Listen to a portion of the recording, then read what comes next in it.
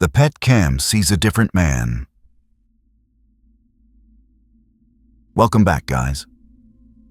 Tonight's story is about a man who bought a pet camera to watch his cat while he was at work and started seeing someone else moving around his apartment. Someone tall, someone wrong, someone the camera seemed to like. This story is based on a true case. Andre Lewis lived alone on the 15th floor of a new glass building in Atlanta. The apartment looked good on video.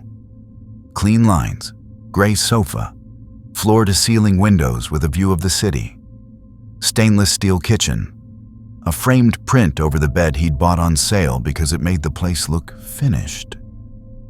It was the kind of place that said, middle class, no kids, trying. The only other heartbeat in the apartment was Milo, his black and white cat. Milo liked to nap on the back of the sofa and launch surprise attacks on phone chargers. Andre hadn't planned to be alone. He and his ex had picked the apartment together. She left in June. The lease didn't. Milo didn't take the breakup well. The first week, Andre came home to shredded paper towels on the floor. Then a demolished plant. Then curtains on the balcony door torn into long strips. He knew the pattern. He Googled it anyway. Separation anxiety and indoor cats. He tried toys, treats, leaving the TV on. None of it filled the 8 silent hours while he sat in a cubicle 16 floors above a bank of servers downtown. Then he saw the ad. Tiny camera, cute dog, happy owner watching from an office. Smart pet view, see your best friend anytime. Talk back through two-way audio, motion alerts included. He bought it at midnight, lying awake in blue light because the apartment felt too big and too empty. Overnight shipping. Problem solved, he thought. He was wrong. But not in the way you think. The camera was smaller than he expected, a little white eye on a swivel base. He set it on the bedroom dresser facing the bed and doorway. It connected to his Wi-Fi in 60 seconds. The app on his phone showed his room in soft, wide-angle clarity. He called Milo. The cat jumped up on the bed, sniffed the air, then stared directly into the lens like he knew exactly where the new watcher lived. "You got a fan," Andre said. He left for work that first morning with his phone in his pocket and the app open. On the train, he checked it twice. Milo on the bed, washing a paw. Milo on the dresser, tail flicking. At his desk, he checked again. Milo sleeping in a patch of light. When he tapped the microphone icon and said, "Hey, little man," Milo's ears twitched. The cat looked around, then settled. The destruction stopped that week. No shredded curtains, no overturned trash. The motion alerts made his pocket buzz, but every clip showed the same thing. Milo jumping up, Milo jumping down, Milo trampling the pillows like they insulted him. Andre slept a little easier. He had eyes at home now. He did not understand yet that the camera was not on his side. The first strange alert came on a Thursday, just after midnight. Andre was already in bed. Milo curled at his feet, purring, half a warm weight against his ankle. His phone buzzed on the nightstand. Motion detected. Bedroom.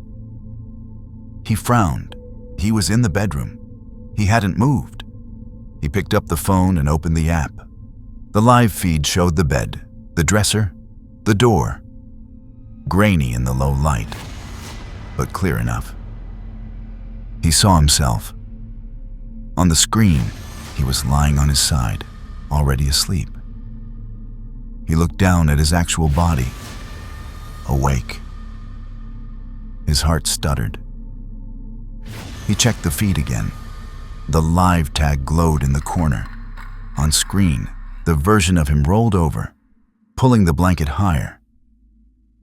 Then something moved in the doorway. A man stepped into view. He was tall, very thin, clothes dark, skin pale in the night vision glow. His movements were exaggerated, almost playful, like a cartoon thief. Each step placed with care, heel then toe, as if he was enjoying the performance. Andre's throat tightened. The man in the feed walked toward the bed, toward the version of Andre who was sleeping. Milo lifted his head.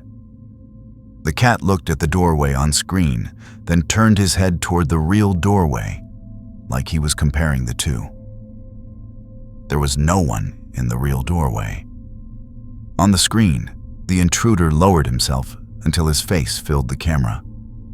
Eyes wide, smile slow and wrong, spreading too far. He lifted a finger to his lips. Shh. Then he dropped out of frame in a sudden, boneless motion, under the bed. The feed froze there on the empty shot of the room. Then the image cut back to the standard idle view. Andre realized he was holding his breath. The phone slipped in his damp hand. If the feed was truly live, the man was under his bed right now. A thin noise leaked out of his throat, half laugh, half panic. He did not call 911. Not yet. He put the phone down very carefully, screen face down. He stared at the ceiling. Milo kneaded his ankle once, then went still. Andre's mind raced through options. If he stayed like this, he was a man lying inches above another man, hiding in the dark. If he moved, he had to put his feet on the floor. The thought made his stomach clench. He swallowed, picked up the phone again with shaking fingers, switched to the camera view one more time. The image showed him asleep, exactly as before. But the small timer in the corner told him the truth. The clip was from 11 minutes ago. He swiped back to the app's notifications. The motion alert had a timestamp. 12:03 a.m. The tiny gray text below it read, "Clip recorded at 11:52 p.m. Some users may experience a delay up to 15 minutes. His chest hurt. The man, if there had been a man, had been under his bed 11 minutes earlier. Not now. He lay there until his muscles shook. When he finally got up, it was by sliding sideways, slowly, keeping his weight on the mattress, then lunging as far from the bed as he could. Nothing reached for his ankle. He didn't look under the bed. He grabbed his keys, shoved his feet into shoes, scooped Milo up, and left the apartment in his sweatpants and t-shirt. He called the police from the lobby. The officers were polite but tired. They walked the apartment, checked the closet, the shower, under the bed. One of them crouched and shone a flashlight into the dust. "Just a mess of socks," he said. Andre stood in the hallway, arms wrapped around Milo, feeling stupid and still not safe. "You said you saw someone on a camera?" the other officer asked. Andre nodded. "On the pet cam, there was a delay. I saw him go under the bed." "Can we see the recording?" the officer asked. They stood around his phone, 3 men and a cat, watching the Smart Pet app. Andre opened the last motion alert and hit play. The video showed his bedroom, empty. Then Milo jumped up on the bed, stomped around, and curled up. No man, no slow smile, no slither under the bed. Andre's mouth went dry. "That's not what..." He stopped. The officers exchanged a look. "Could be a glitch," one said. "Could be you were half asleep." Andre wanted to argue, to insist, to make them stay until the sun came up. Instead, he nodded, shame burning his face. "We'll write it up," the older officer said. "If anything else happens, call us. Make sure your locks are good." They left. The apartment felt smaller when the door shut behind them. Andre set Milo down.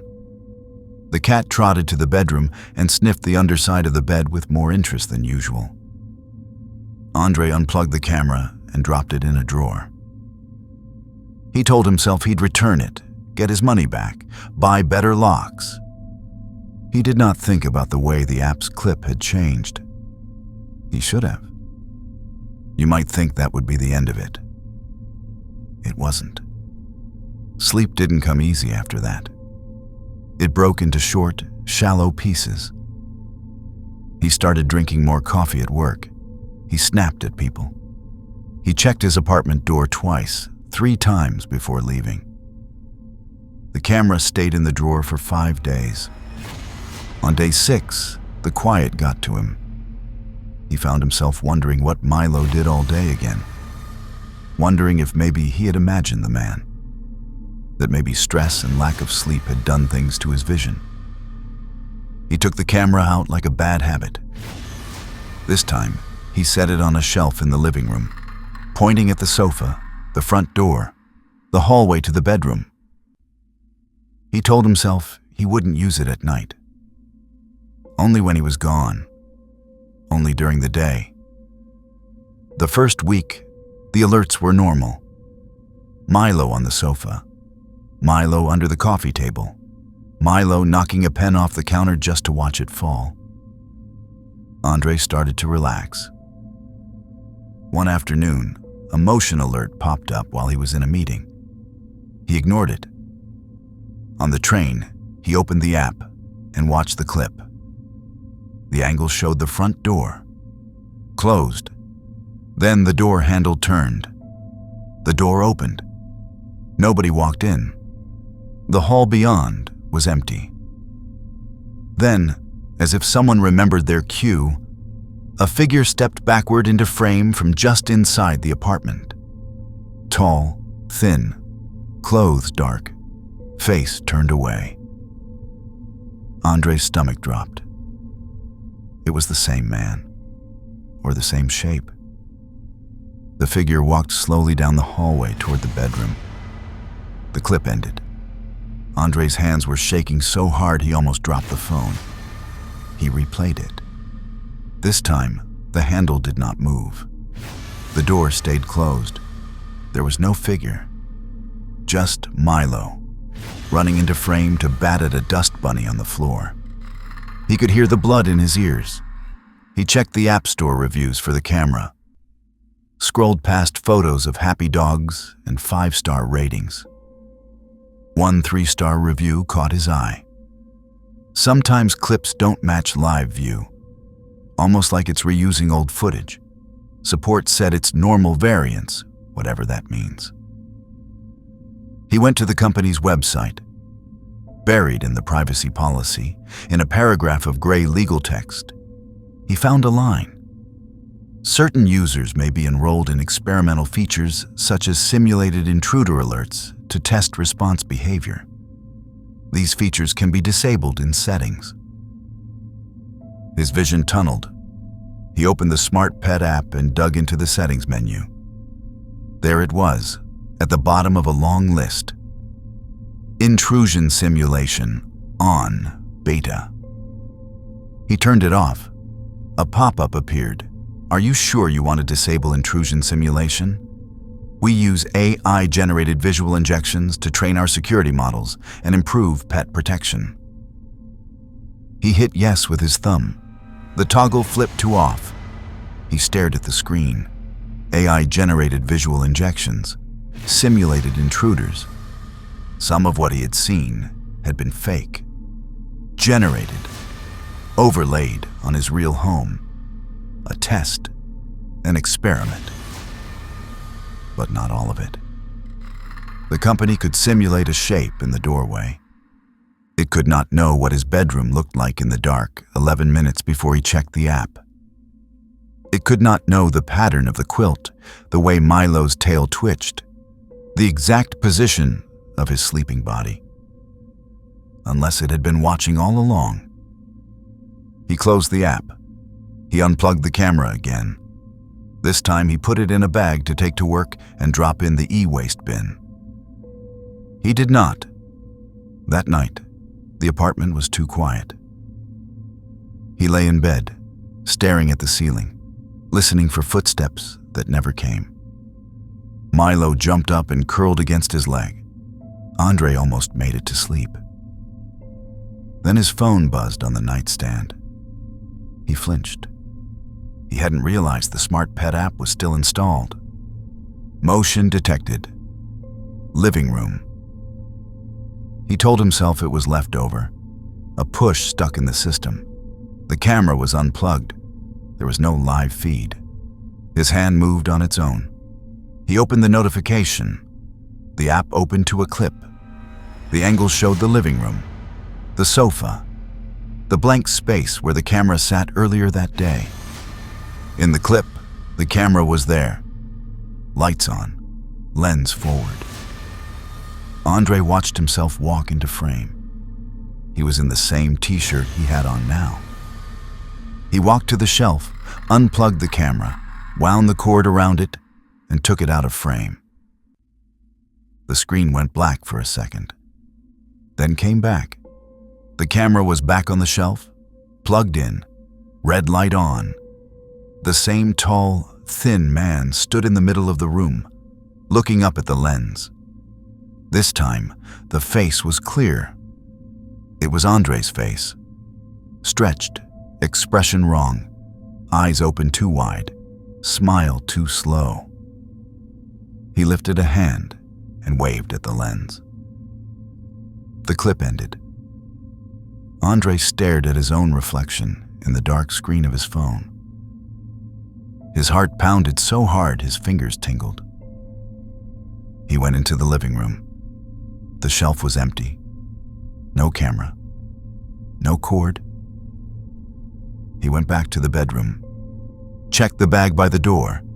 The camera was there, coiled neatly on top of his work bag where he had left it. He picked it up like it might bite.